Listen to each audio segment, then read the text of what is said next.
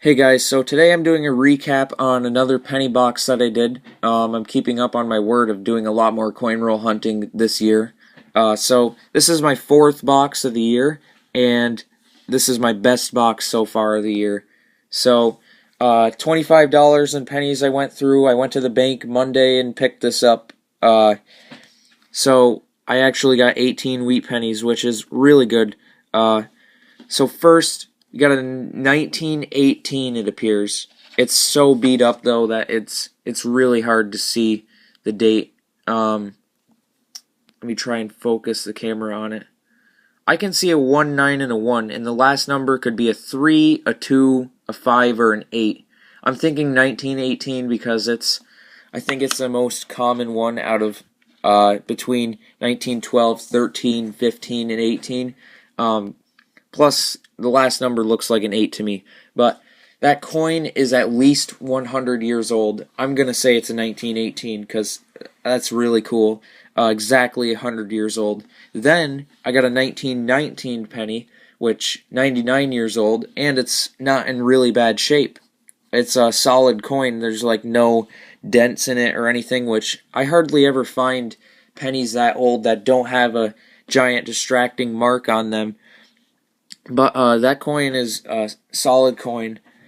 Next up, 1942S penny. I've never found one of those before. I don't know why. It's not a rare penny or anything, but I've just never seemed to be able to find one. I do have one or two that I have. I bought them because I needed it in my Dansko album. The one I have in there is uncirculated, but this one right here, it's the first one I've ever got out of circulation. I mean, I don't know why, I just could never find one. But anyway, besides that, I got a bunch of other common date wheat pennies.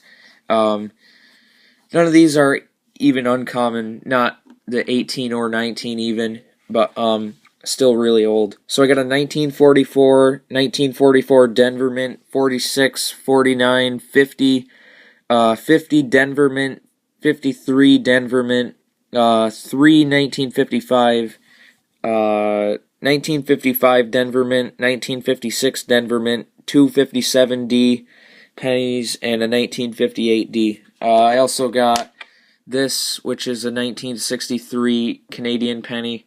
If my camera will focus. It's got a lot of luster left on it, and then I also got this 1959 Canadian penny, which these are actually common up here too, where I live. And then there was just this 2009 penny that I found, and I thought it was really shiny, and I used to save these, and then when I saw this one, I thought it was worth saving, so.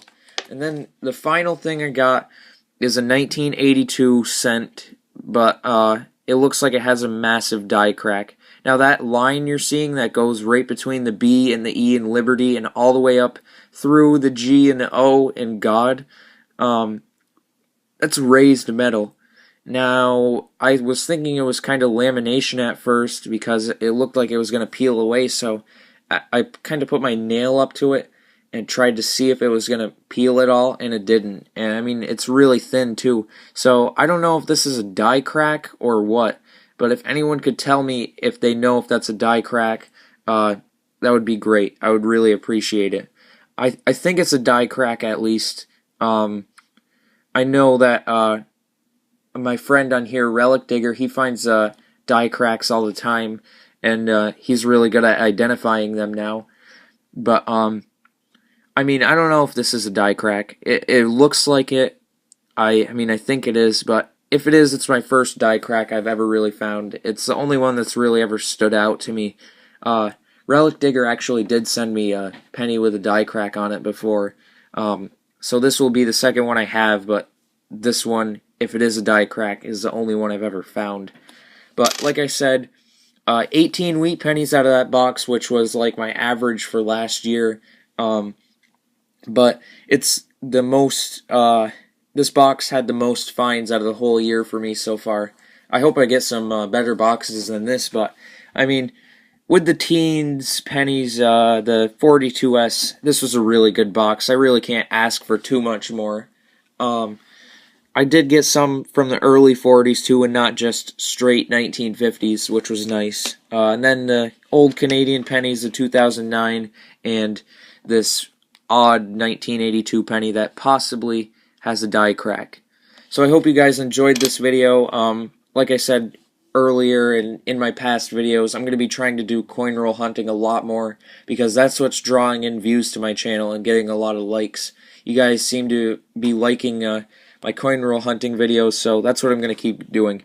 Thanks, and stay tuned for more coin roll hunting.